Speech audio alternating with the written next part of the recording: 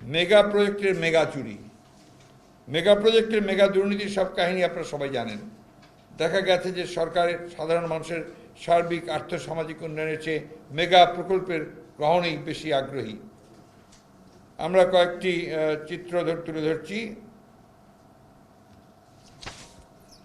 পদ্মা সেতু প্রকল্প বাস্তবায়ন শুরু 2007, একনেক বলেছে। মেয়াদ ডিসেম্বর 2018। প্রাথমিক ব্যয় 10,162 টাকা। ব্যয় বৃদ্ধি 2011 সালের প্রথম প্রকল্প বাস্তবায়নের সংশোধনের পর দাঁড়ায় 20,507 কোটি টাকা। 2016 সালে দ্বিতীয় দফা সংশোধনের পর ব্যয় দাঁড়ায় 28,793 কোটি টাকা। 2018 সালে প্রকল্প সংশোধন না করে ব্যয় বাড়িয়ে করা হয় 30,193 টাকা। সম্ভাব্য সমাপ্তি 30 জুন 2021। পদ্মা সেতু যদি 2022 সালেও চালু হয় তাতেও এতে সময় লাগবে 7 বছর 6 মাস। বর্তমান অনুমোদিত খরচ, ভবিষ্যতে বাড়তি খরচ মিলিয়ে পদ্মা সেতু নির্মাণ ব্যয় হবে যমুনা সেতুর প্রায় 4 গুণ। পদ্মা সেতু প্রকল্পের অধীনে দুই পারে প্রায় 1,500 হেক্টর জমি কেনা হয়। এতে ব্যয় হয় 1,200 কোটি টাকা। এসব জমিতে পদ্মা সেতু প্রকল্পের সড়ক সহ বিভিন্ন স্থাপনা, দপ্তর, বাসা, পুনর্বাসন এলাকা ইত্যাদি নির্মাণ করা হয়েছে। যমুনা সেতু সহ দেশের কোনো সেতু প্রকল্পে চরের জমি কেনা হয়নি, অথচ প্রকল্প শেষ হওয়ার পরও এই জমি সেতু বিভাগের কোনো কাজেই লাগবে না। এ প্রসঙ্গে জি এ প্রসঙ্গে ট্রান্সপারেন্সি ইন্টারন্যাশনাল বাংলাদেশের টিআইবি মন্তব্য হলো, যে জমি স্থায়ী হবে না, প্রকল্প শেষে দরকার নেই সেই জমি কেনা অপচয়। আসলে দুর্নীতির মাধ্যমে অর্থ আত্মসাৎই এই জমি কেনার মূল লক্ষ্য ছিল। এখন তদন্ত করে বের করতে হবে জনগণের টাকার ভাগ বাটোয়ারা কিভাবে হয়েছে। দায়ী ব্যক্তিদের শাস্তি দিতে হবে। রূপপুর পারমাণবিক বিদ্যুৎ কেন্দ্র প্রকল্প বাস্তবায়ন শুরু জুলাই 2016। মেয়াদ 2225। প্রাথমিক ব্যয় 1,13,000 কোটি টাকা।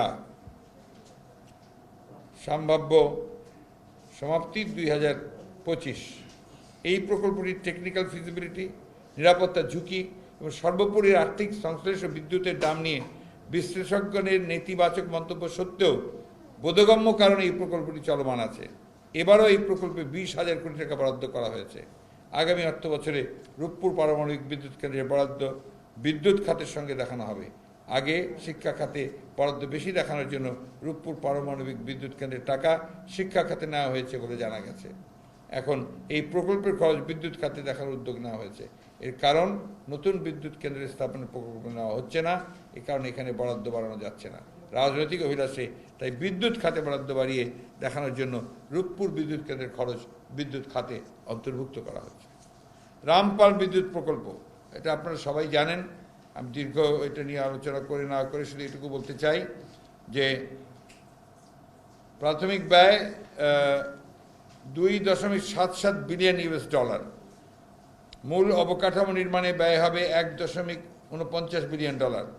সম্ভাব্য সমাপ্তি 2021।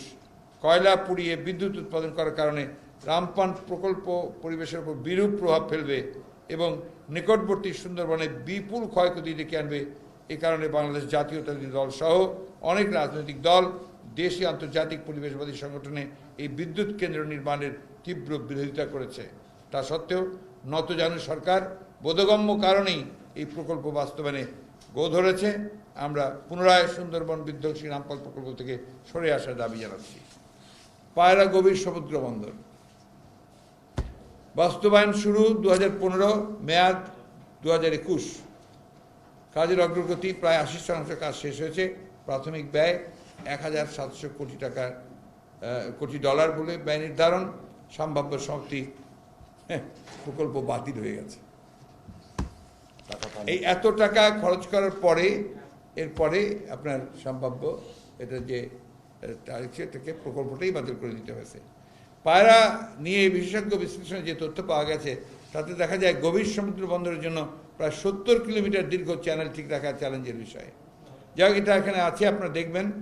আমি শুধু যে কথাটা বলতে চাই যে বন্দরের জন্য বেলজিয়ামের একটি কোম্পানির সাথে ড্রেজিং চুক্তি হয়েছে, তাও রিজার্ভ থেকে $500 মিলিয়ন ধার করে, যা মোটেই যৌক্তিক হয়নি। তাই পায়রা বন্দর প্রকল্পটিতে তুগলকি প্রকল্প বললে অত্যুক্তি হবে না। মাতারবাড়ি বিদ্যুৎ কেন্দ্র বাস্তবায়ন শুরু 2014, মেয়াদ জুন 2023, কাজের অগ্রগতি প্রায় 50% কাজ শেষ হয়েছে। প্রাথমিক ব্যয় 36,000 কোটি টাকা। সম্ভাব্য সমাপ্তি নির্ধারিত সময় কাজ শেষ হবার কোনো সম্ভাবনা নেই। প্রকল্পটি শীঘ্রই হোয়াইট এলিফ্যান্টে পরিণত হচ্ছে। নির্ধারিত সময়ে এর কাজ না শেষ হওয়ায় উৎপাদন শুরু করার সময় এর প্রয়োজনীয়তা কতটুকু থাকবে তা নিয়ে যথেষ্ট সন্দেহ রয়েছে। প্রিয় সাংবাদিক বন্ধুগণ, আপনারা ইতিমধ্যে অবগত আছেন যে বাংলাদেশের সড়ক নির্মাণ ব্যয় পৃথিবীতে সবচেয়ে বেশি, অথচ মানের দিক থেকে সর্বনিম্ন। বিশ্ব ব্যাংকের তথ্য মতে বিগত বছরগুলোতে দক্ষিণ এশিয়ার দেশগুলোর মধ্যে সড়ক নির্মাণের সবচেয়ে বেশি খরচ হয়েছে বাংলাদেশে। সড়ক নির্মাণ ব্যয়ে দেশের মাঝেই ব্যাপক পার্থক্য। এটি বোঝা যায় নির্মাণ খাতে কী ধরনের রাষ্ট্রীয় অপচয় হচ্ছে। আমি ডিটেলসে গেলাম না, এটা আপনার এখানে আছে, you will get it in the paper. আমি শুধু এইটুকু আসি আপনার যে estimating and benchmarking transport infrastructure cost শীর্ষক অধ্যাপক দিমিত্রিয়স স্যাম্বুলাস তার এক প্রতিবেদনে জানিয়েছেন, 4 লেনের নতুন মহাসড়ক নির্মাণে ইউরোপের বিভিন্ন দেশে খরচ হয় গড়ে $35 লাখ বা 28 কোটি টাকা। আর 2 লেন থেকে 4 লেনের উন্নতি করতে প্রতি কিলোমিটারে প্রতি ব্যয় হয় $25 লাখ বা 20 কোটি টাকা। অথচ কিছু ক্ষেত্রে বাংলাদেশের 4 লেনের সড়কের চেয়ে ইউরোপের 4 লেনের সড়ক নির্মাণের অর্ধেক। দেশে বিদেশে বিশেষজ্ঞ প্রকল্প টেকনোক্র্যাটদের মতে রাজনৈতিকভাবে প্রভাবশালী মহলের অনিয়মের মাধ্যমে কার্যাদেশ বিক্রয় করা মেগা প্রজেক্টে দুর্নীতির প্রভাব দিন দিন বেড়ে চলেছে। ব্যাংকিং খাত চরম দুর্যোগের মধ্যে পড়ে আছে। ব্যাংকিং খাতকে রীতিমতো লুট করা হয়েছে। করোনা ভাইরাসের প্রেক্ষিতে সরকারের বিশেষ নীতিমালার কারণে এই ঋণ গ্রহীতারা ঋণ পরিশোধ করছে না, তাতে ঋণ গ্রহীতা গ্রাহক খেলাপি হচ্ছে না। ঋণ ও সুদ আদায়ে কমে যাওয়ার ফলে আয় কমে গেছে রাষ্ট্র মালিকানাধীন ব্যাংকগুলো সহ প্রায় সব ব্যাংকের। ফলে বাড়ছে লোকসানি শাখা। চলতি বছরের সোনালী ব্যাংকে 250 কোটি টাকা খেলাপি ঋণ আদায়ের লক্ষ্যে ঠিক করা হয়েছিল, তবে জুন পর্যন্ত আদায় হয়েছে মাত্র 5 কোটি টাকা। জনতা ব্যাংক 1000 কোটি টাকা লক্ষ্যের বিপরীতে আদায় করেছে আড়াই কোটি টাকা। অগ্রণী ব্যাংক 200 কোটি টাকা আদায়ের বিপরীতে আদায় করেছে 6.5 কোটি টাকা। রূপালী ব্যাংক 350 কোটি টাকা বিপরীতে আদায় করেছে 1.5 কোটি টাকা। অন্য সব ব্যাংকেরও একই চিত্র। ঋণ খেলাপিদের কবল থেকে দেশকে অর্থনীতিকে মুক্ত করতে হবে। আমি আপনার স্কিপ করছি। 2019 সালে অবলোপনের পরিমাণ ছিল 2597 কোটি টাকা। এই যে অবলোপন করা হচ্ছে আবার আপনার বিভিন্নভাবে। বাংলাদেশ ব্যাংকের পরিসংখ্যান অনুযায়ী গত বছর ডিসেম্বর পর্যন্ত অবলোপন করা ঋণের স্থিতি ছিল 44,153 কোটি টাকা। দেওয়া আছে আপনার সমস্ত স্ট্যাটিস্টিক্সগুলো। ব্যাংকগুলো ঋণ আদায়ের জোরদার হওয়ার চেয়ে বেশি মনোযোগ দিচ্ছে অবলোপনের দিকে, যা কখনোই ভালো সমাধান দিতে পারে না। বাংলাদেশ ব্যাংক তার ঐতিহাসিক রেগুলেটরি ভূমিকা আগের মতো পালন করতে ব্যর্থ হচ্ছে। অর্থনৈতিক শৃঙ্খলা ভেঙে পড়েছে। ব্যাংক মালিকদের পরিবারের সদস্যদের অনৈতিকভাবে বছরের পর বছর পরিচালক পদে বহাল থাকার স্থায়ী সুযোগ করে দেওয়া হয়েছে। ক্ষুদ্র ঋণ খেলাপিরা তুলনামূলকভাবে কম খেলাপি, কিন্তু বড় ঋণ খেলাপিদের অনেকেই ঋণ নিয়ে পরিশোধ না করে তা বিদেশে পাচার করে দেয়। কিন্তু বড় ঋণ খেলাপিদের অনেকেই পাচার করে দেয়। মার্কিন যুক্তরাষ্ট্রের একটি গবেষণা সংস্থা ওয়েলথ এক্স তার প্রতিবেদন অনুযায়ী বিগত দশকে ধনীর সংখ্যা বেড়েছে এমন দেশগুলোর মধ্যে বাংলাদেশের অবস্থান শীর্ষে।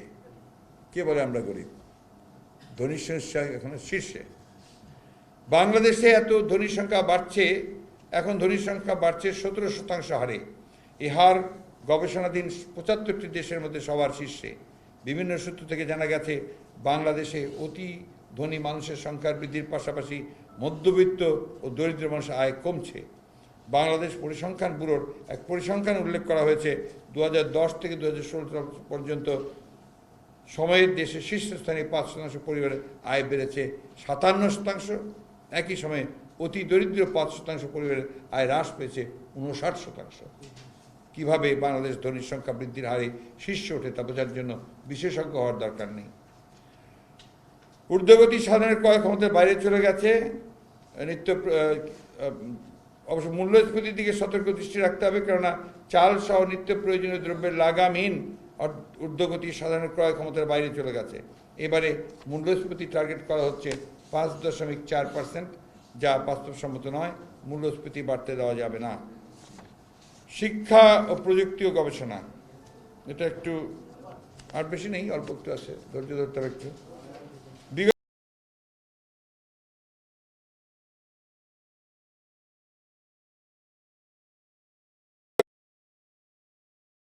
শিক্ষার্থীদের মনোবিকাশ ক্ষতিগ্রস্ত হচ্ছে, হতাশা ভর করছে।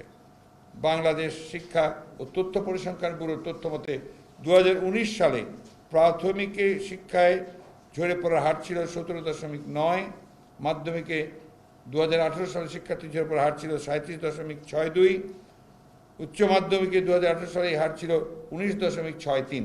কিন্তু গত কোভিডকালে 1 বছরের অধিককাল ধরে শিক্ষা প্রতিষ্ঠানগুলো বন্ধ রয়েছে, তাই আগের তুলনায় এবার শিক্ষার্থী ঝরে পড়ার হার বাড়বে বলে ধারণা করছে পরিসংখ্যান ও বিশ্লেষকরা। শিক্ষার্থীদের যারা করোনাকালে কাজে যুক্ত হয়েছে তাদের অনেকেই আর স্কুলে ফিরবে না, আবার অনেকে ভর্তি হলেও ক্লাসে অনুপস্থিতির হার বাড়বে। সম্প্রতি প্রকাশিত এডুকেশন ওয়াচের অন্তর্বর্তীকালীন প্রতিবেদনে 2021-এ ঝরে পড়ার ব্যাপারে উদ্বেগজনক মতামত পাওয়া যায়। প্রতিবেদনে বলা হয়েছে, প্রাথমিকের 38% শিক্ষক মনে করেন বিদ্যালয় খুলে দেওয়ার পরও শিক্ষার্থীদের উপস্থিতি কমে যেতে পারে। সবচেয়ে বড় বিভিন্ন স্তরে বিপুল সংখ্যক শিক্ষার্থী ইতিমধ্যে ঝরে পড়েছে। বর্তমানে যা আরও বেড়েছে, অনেকে লেখাপড়া ছেড়ে চাকরিতে যোগ দিয়েছে। এদের শিক্ষায় ফিরিয়ে আনতে হলে শিক্ষাবৃত্তি দিতে হবে। শিক্ষাবৃত্তি আর রাষ্ট্রীয় আর্থিক সহায়তা প্রদানের মাধ্যমে এসব ঝরে পড়া রোধ করতে হবে। গণসাক্ষরতা অভিযানের মতে স্কুল খোলার পর সব শিশুকে ফিরিয়ে আনতে একটি অভিযান পরিচালনা করা প্রয়োজন। মানব সম্পদ উন্নয়ন ছাড়া জাতীয় উন্নয়ন সম্ভব নয়। ছাত্র ও যুব সম্প্রদায় অদক্ষ থাকলে আমরা কাঙ্ক্ষিত ডেমোগ্রাফিক ডিভিডেন্ড থেকে বঞ্চিত হব, যা হতে দেওয়া যায় না। চলমান উচ্চশিক্ষা কার্যক্রম নতুন জ্ঞান সৃষ্টি, দক্ষতার বিকাশ ও সক্রিয় নাগরিকত্ব সৃষ্টিতে ব্যর্থ হচ্ছে। করোনা সংকটকালে ইন্টারনেট ব্যবহারের গুরুত্ব আরও বেশি স্পষ্ট হয়েছে, কিন্তু মফস্বলে টেলিভিশন না থাকা, ডিভাইসের অভাব, ইন্টারনেটের উচ্চ দাম ও দুর্বল নেটওয়ার্কের কারণেও অনেক শিক্ষার্থী ক্লাস করতে পারেনি। গতকালই পত্রিকায় দেখলাম যে ল্যাপটপের দাম নাকি আপনার 30% আবার ইনক্রিজ করা হচ্ছে। ফলে দরিদ্র পরিবারের শিশুরা গত বছরে পুরোটাই ছিল লেখাপড়ার বাইরে। এতে শিক্ষায় বড় বৈষম্যের সৃষ্টি হয়েছে। ভার্চুয়াল যোগাযোগ, ভিডিও কনফারেন্সিং, সামাজিক যোগাযোগ মাধ্যম ইত্যাদি গুরুত্ব বিবেচনা করে আইটি প্রযুক্তি ও গবেষণা খাতে বিশেষ বরাদ্দ দিতে হবে। এই খাত ভবিষ্যতে অন্যতম আয়ের উৎস হিসেবে বিবেচিত হবে। শিক্ষা খাতে বিএনপির ভিশন 2030 প্রদর্শিত পথে জিডিপির 5% বরাদ্দ করতে হবে। আমাদের সুনির্দিষ্ট প্রস্তাব জিডিপি 5%। আপনারা দেখেছেন গতকাল ঢাকা বিশ্ববিদ্যালয়ের শিক্ষক সমিতির সভাপতি তিনি একটা স্টেটমেন্ট দিয়েছেন যে উচ্চশিক্ষা ধ্বংসের চক্রান্ত চলছে। এটা অত্যন্ত সিগনিফিক্যান্ট একটা উক্তি, কারণ আসলে এই জিনিসগুলো পুরোটাই আপনার সামগ্রিকভাবে জড়িত। কিন্তু এখানে উচ্চশিক্ষাকে ধ্বংস করে দিয়ে, তার ব্যবস্থাকে ধ্বংস করে দিয়ে বাইরে ছেলেপেলেদের পাঠানোর ব্যবস্থা করা এবং আমাদের দেশে আমাদের যারা স্বল্প আয়ের মানুষ তাদের সম্ভাবনাকে বিনষ্ট করে দেওয়া, এটা একটা বড় রকমের চক্রান্ত বলে আমরা মনে করি। কৃষিতে উৎপাদন, বহুমুখীকরণ ও প্রযুক্তিগত সক্ষমতা। দেশের শতকরা 40% মানুষ এখনও কৃষির উপর নির্ভরশীল। আমরা মনে করি যে এই সেক্টরকে সবচেয়ে বেশি গুরুত্ব দেওয়া উচিত। কারণ আমি সংক্ষেপে আসছি, কারণ এখানে আপনার এই করোনাতেও প্রমাণিত হয়েছে যে এটা হচ্ছে আপনার যে শেষ ভরসার স্থল হিসেবে কৃষিকে নিতে হবে। এটা হচ্ছে লাস্ট রিসোর্ট, সেখান থেকে কিন্তু ফিরে আসা সম্ভব। সে কারণেই কৃষিকে আমরা অত্যন্ত গুরুত্ব দিতে বলছি। আপনার নিশ্চয় মনে আছে বিএনপি আমলে পোলট্রি, ফিশারিজ ও লাইভ স্টক সেক্টরকে ফার্স্ট সেক্টর ঘোষণা করা হয়েছিল এবং ওই সময়ে এ সেক্টরের প্রভূত অগ্রগতি অর্জিত হয়। করোনাকালে এই সেক্টরগুলো প্রায় ধ্বংস হয়ে গেছে। তখন ট্যাক্স হলিডে ছিল এবং তাদেরকে ইনসেন্টিভ দেওয়া হতো। পোলট্রি, ফিশারিজ ও লাইভ স্টক সেক্টরকে বিশেষ প্রণোদনায় আওতায় এনে এদের বাঁচিয়ে রাখতে হবে, যাতে করে সামাজিক ও আর্থিক উন্নয়নে এদের অবদান অব্যাহত রাখতে সক্ষম হয়। আপনারাই রিপোর্ট করেছেন অনেকগুলো জায়গায় যে আপনার কীভাবে পোলট্রি যারা করছিল তারা ধ্বংস হয়ে গেছে, ফিশারিজটা ধ্বংস হয়ে গেছে, লাইভ স্টক ধ্বংস হয়ে গেছে। এগুলো আপনাদের রিপোর্টে কিন্তু এসছে। এগুলো সার্বিক কৃষি উন্নয়ন ও টেকসই বাণিজ্যিক কৃষি রূপান্তরের লক্ষ্যে একটি কৃষি কমিশন গঠন করা প্রয়োজন বলে আমরা মনে করি। প্রিয় সাংবাদিকবৃন্দ, নাগরিক সুরক্ষা কার্ড। করোনাকালে সামাজিক সুরক্ষার অর্থ বিতরণে সীমাহীন দুর্নীতির বিষয় উন্মোচিত হলে রাষ্ট্র কর্তৃক মানুষের অধিকার নিশ্চিতের প্রয়োজন সহজে নাগরিক চিহ্নিতকরণ সুবিধার অভাব পরিলক্ষিত হয়েছে। এই সমস্যার সমাধানে রাষ্ট্র কর্তৃক প্রত্যেক নাগরিককে নাগরিক সুরক্ষা কার্ড বিতরণের পরিকল্পনা গ্রহণ করতে হবে। এই কার্ডের মাধ্যমে নাগরিকদের বিভিন্ন সময়ে সহজে রাষ্ট্রের তরফ থেকে সহযোগিতা করা সহজতর হবে। তবে এ তালিকা প্রণয়নে রাজনৈতিক দলবাজি পরিহার করতে হবে। প্রিয় সাংবাদিক বন্ধুগণ, এবারের বাজেটে মৌলিক আয়ের বৈশ্বিক মডেল। এবারের বাজেটে গ্রামীণ অর্থনীতি, কৃষি, গ্রামীণ অকৃষি খাতের প্রবৃদ্ধিতে জোর দিতে হবে। বৈদেশিক মুদ্রা আয়ের জন্য রপ্তানি খাতকে ফোকাসে রাখতে হবে। ফোকাসের জায়গা হতে হবে প্রবাসী আয়। এই তিনটি বিষয়ের বাইরে আপাতত প্রবৃদ্ধির দিকে নজর দেওয়ার কিছু নেই, বরং যুদ্ধের সময়ের মতোই আগামী ৩-৪ মাসে আমাদের জনস্বাস্থ্যের অবকাঠামো, জনস্বাস্থ্যের কর্মী, প্রশিক্ষণ, গবেষণা, সক্ষমতা এসব বিষয়কে অগ্রাধিকার দিতে হবে। এগুলো আমাদের সুনির্দিষ্ট প্রস্তাব। দুঃখ হলো গত বছরেও এই কথাগুলো বলেছিলাম, কিন্তু কোনো কাজ হয়নি। বরং দেখছি স্বাস্থ্য খাতে যেটুকু বরাদ্দ বাড়ানো হয়েছে এর 1/5 ব্যবহার করতে পারেনি সরকার। খুবই দুঃখের কথা যে কোভিডের সময় সরকার স্বাস্থ্য খাতে বরাদ্দ ব্যবহার করতে পারেনি।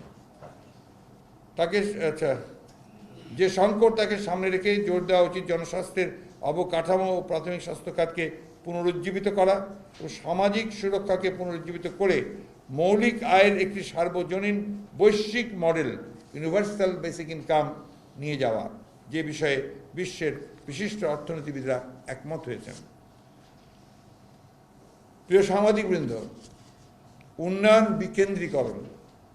উন্নত বিশ্ব এখন ওপর থেকে চাপে দিয়ে অর্থনীতিকে উন্নয়নের পথ পরিহার করে বিকেন্দ্রীকৃত অর্থনৈতিক উন্নয়নে মনোনিবেশ করেছে। করোনার অভিঘাত মোকাবেলায় মানুষের আয় বৈষম্য দূরকরণের লক্ষ্যে বাজেটের সিংহভাগ ব্যয়ের প্রস্তাব করছে বড় অর্থনীতিবিদরা এবং বড় অর্থনীতির দেশগুলো। আমাদের ক্ষেত্রেও একই পথ অনুসরণ করতে হবে। তৃণমূল এবং স্থানীয় জনপদের উন্নয়নে বেশি নজর দিতে হবে, তার সাথে মধ্যম শ্রেণীর উন্নয়নের সমান গুরুত্ব দিতে হবে। তবেই গিনি সহগ সহনীয় পর্যায়ে আসবে। এটা টেকনিক্যাল টার্ম। আয় বৈষম্য কমবে, উন্নয়নের সুষম বন্টন হবে। উন্নয়ন বিকেন্দ্রীকরণ নিশ্চিত করতে হবে অর্থ এবং ক্ষমতা উভয় দিক থেকেই, বিশেষ করে স্বাস্থ্য ও শিক্ষা ইউনিটগুলো। ক্যান্সার সহ অন্যান্য জটিল রোগের চিকিৎসা সুবিধা স্থানীয় পর্যায়ে দরিদ্র জনগোষ্ঠীর দোর গোড়ায় নিয়ে যেতে হবে। এ খাতে জনবান্ধব বেসরকারি ও সামাজিক উদ্যোগকে উৎসাহিত করতে হবে। উপকারভোগীদের তালিকা প্রণয়নে এনজিও এবং স্থানীয় ভলান্টিয়ার প্রতিষ্ঠানকে কাজে লাগানো যেতে পারে। আয় বৈষম্য কমানোর একটি উপায় হতে পারে অর্থনৈতিক কর্মকাণ্ডের স্থানীয়করণ বা বিকেন্দ্রীকরণ। অর্থনৈতিক কর্মকাণ্ড সারা দেশে ছড়িয়ে দিতে হবে। এলাকাভিত্তিক কাঁচামালের প্রাপ্যতা অনুযায়ী শিল্প স্থাপন করে মানুষের কর্মসংস্থানের ব্যবস্থা করা যেতে পারে।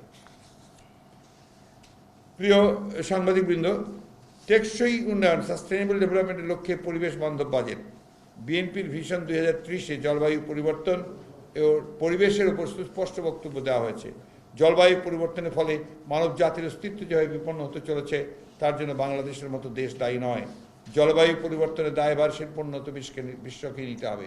জলবায়ু পরিবর্তনজনিত ক্ষতি কাটিয়ে উঠতে শিল্পায়িত বিশ্বকে এগিয়ে আসতে হবে।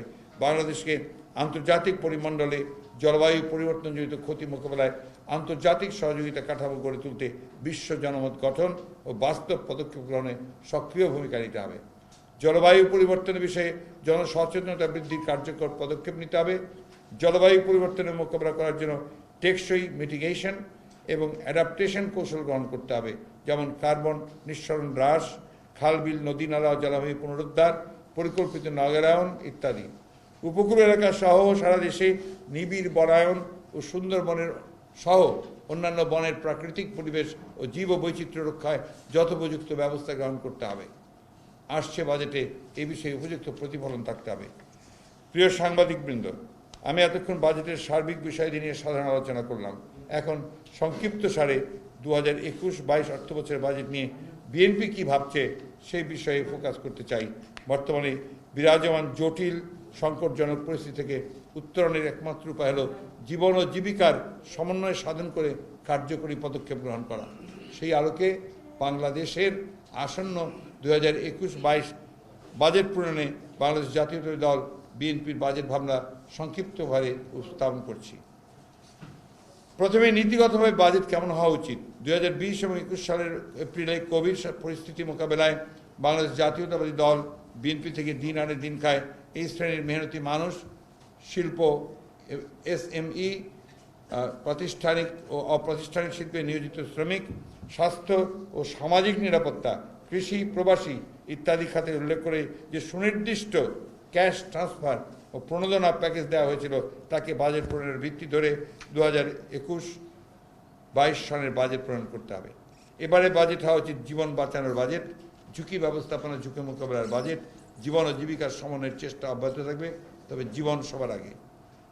2, এবারে বাজেট হবে করোনা ভাইরাসের নিয়ন্ত্রণ অভিঘাত থেকে উত্তরণের বাজেট। 3, আগামীতে বাংলাদেশকে একটি কাঙ্ক্ষিত অর্থনৈতিক শক্তি ও সমৃদ্ধ বাংলাদেশ হিসাবে গড়ে তোলার লক্ষ্যে সমন্বিত অংশীদারিত্বমূলক, অন্তর্ভুক্তিমূলক অর্থনীতি ও সুশাসন ও রাষ্ট্রের সকল পর্যায়ে জবাবদিহিতা নিশ্চিতকরণের নীতি বাজেটের লক্ষ্য হিসাবে নির্ধারণ। প্রবৃদ্ধির দিকে নজর না দিয়ে সমতাভিত্তিক উন্নয়ন ও করোনার অভিঘাত মোকাবিলায় মানুষের আয় বৈষম্য দূরীকরণের লক্ষ্যে বাজেটের সিংহভাগ অর্থ ব্যয় করতে হবে।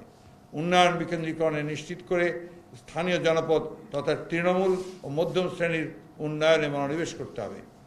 উন্নয়নের মূল মন্ত্র হবে জনগণের দ্বারা উন্নয়ন, জনগণের জন্য উন্নয়ন। বাজেট করতে হবে 2-3 বছরের জন্য মধ্যমেয়াদী বাজেট কাঠামোর মধ্যে। বাজেটের লক্ষ্য হবে টেকসই উন্নয়ন নিশ্চিত করার লক্ষ্যে পরিবেশ বান্ধব উন্নয়ন। প্রিয় সাংবাদিক ভাই ও বোনেরা, বাজেটে অর্থ বরাদ্দে অগ্রাধিকার, অর্থ সংক্রান্ত প্রস্তাব। স্বাস্থ্য খাতকে বাজেটের সর্বাধিক তালিকায় রাখতে হবে। চলমান বৈশ্বিক মহামারী প্রতিরোধ ও করোনা চিকিৎসা দুটি সমান্তরালে চালিয়ে যাওয়ার জন্য সর্বোত্তম ব্যবস্থাপনা নিশ্চিত করতে হবে। স্বাস্থ্য খাতে জিডিপির শতকরা 5% ব্যয় করতে হবে। নগণ্য বাজেট, চিকিৎসা উপকরণ স্বল্পতা, অবকাঠামোগত দুর্বলতা, নিম্নমানের স্বাস্থ্যসেবা, অপরিকল্পিত খরচসহ বিভিন্ন কারণে স্বাস্থ্য খাত হুমকির সম্মুখীন। করোনার সংকট থেকে শিক্ষা নিয়ে আগামী বাজেট থেকে স্বাস্থ্য খাতের সুস্পষ্ট সংস্কার রূপরেখা দিতে হবে। জাতীয় পরিচয়পত্রের আলোকে প্রতিটি মানুষকে জাতীয় স্বাস্থ্য কার্ড প্রদানের মাধ্যমে, এটা খুব ইম্পর্টেন্ট, জাতীয় স্বাস্থ্য কার্ড প্রদানের মাধ্যমে সার্বজনীন জাতীয় স্বাস্থ্য ব্যবস্থার আওতায় আনতে হবে। দরিদ্র জনগোষ্ঠীকে স্বাস্থ্য ভাতার আওতায় নিয়ে আসতে হবে। প্রত্যেকের জন্য পারিবারিক ডাক্তার, নার্স, অবকাঠামো সহ সামগ্রিক ব্যয় নির্বাহে জিডিপির 5% বরাদ্দ করতে হবে। বিএনপি চেয়ারপারসন বেগম খালেদা জিয়া ঘোষিত বিএনপির ভিশন 2030 সকলের জন্য স্বাস্থ্য এবং ইউনিভার্সাল হেলথ কেয়ারের নীতি গ্রহণ এবং বাস্তবায়নে জিডিপির 5% ব্যয় এবং প্রত্যেকের জন্য নথিভুক্ত ডাক্তার, জিপি, আপনার যেটা বলছি যে প্রত্যেকের নথিভুক্ত ডাক্তার অর্থাৎ আপনার জেনারেল ফিজিশিয়ান রাখার অঙ্গীকার করা হয়েছে। প্রত্যেক জেলায় ডেডিকেটেড সংক্রামক ব্যাধি হাসপাতাল প্রতিষ্ঠা করতে হবে। করোনাকালে জেলা হাসপাতালগুলোতে করোনা বেড ও আইসিইউ বেড সংখ্যা বৃদ্ধি করতে হবে এবং তা উপজেলা হাসপাতাল পর্যায়ে সম্প্রসারণ করতে হবে। আমি 4 নম্বরটা আপনার এর আগে আমরা আলোচনা করেছি। আপনার প্রস্তাবটা হচ্ছে এখানে যে আপনার এই যে 2,45,00,000 দরিদ্র এবং পূর্বের 3 কোটি, যেটা আপনার প্রায় 6 কোটির মতো, এ খাতে জিডিপির 6 থেকে 7% বরাদ্দ করতে হবে এবং এই অর্থ আগামী 4 থেকে 5 মাসের মধ্যেই ব্যয় করতে হবে। অর্থাৎ এই টাকাটা এই সব আপনার দরিদ্র মানুষের হাতে হাতে পৌঁছানোর ক্যাশ ট্রান্সফারের ব্যবস্থা করতে হবে। তাহলে যারা কর্মচ্যুত বা কর্মহীন হয়েছেন বা কর্মহীন হবেন তাদের মৌলিক চাহিদা মোটামুটিভাবে পূরণ হবে। তবে সামাজিক সুরক্ষার বরাদ্দ বাড়ালেই হবে না, নতুন দরিদ্র, পুরনো দরিদ্র ও ক্ষণস্থায়ী দরিদ্র চিহ্নিত করে তাদের কাছে সামাজিক সুরক্ষার অর্থ পৌঁছে দেওয়া নিশ্চিত করতে হবে। 5, লকডাউনের ফলে সবচেয়ে ক্ষতিগ্রস্ত, দিন আনে দিন খায় এ শ্রেণীর গরিব, দিনমজুর, পেশাজীবী ও নিম্ন আয়ের মানুষের প্রত্যেককে এ পর্যায়ে অনধিক বিলম্বে রাষ্ট্রীয় বিশেষ তহবিল থেকে, নট ফ্রম দ্য ব্যাংকস, রাষ্ট্রীয় বিশেষ তহবিল থেকে বিশেষ বরাদ্দের মাধ্যমে প্রাথমিকভাবে 3 মাসের জন্য 15,000 টাকা এককালীন নগদ অর্থ পৌঁছে দেওয়া নিশ্চিত করতে হবে। ভবিষ্যৎ পরিস্থিতির আলোকে প্রয়োজনে এ বরাদ্দ নবায়ন করতে হবে। বাংলাদেশ পরিসংখ্যান ব্যুরোর দেওয়া তথ্য অনুযায়ী দেশে মোট শ্রমশক্তি 6,800,000। এর মধ্যে প্রাতিষ্ঠানিক খাতে শ্রম আইনের সুবিধা পান কর্মরত জনশক্তি মাত্র 14.9%। সবচেয়ে বড় অংশ 85.1% অপ্রাতিষ্ঠানিক খাতে কর্মরত। এই হিসাবে দেশের 5 কোটি মানুষ দিনমজুরের মতো কাজ করেন, যাদের শ্রম আইন 2006 প্রদত্ত নিয়োগপত্র, কর্মঘণ্টা, ঝুঁকি ভাতা, চিকিৎসা ভাতা, বাড়ি ভাড়া সহ বেশিরভাগ অধিকারই নিশ্চিত নয়।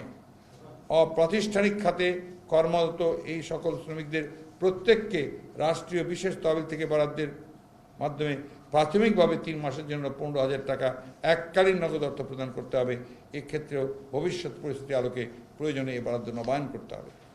নতুন করে দরিদ্র হয়ে পড়া মানুষের সংখ্যা ও দারিদ্র্যের বর্তমান হার বিবেচনা নিয়ে সমগ্র দরিদ্র জনগোষ্ঠীকে সুরক্ষা সহায়তার প্যাকেজের আওতায় আনতে হবে।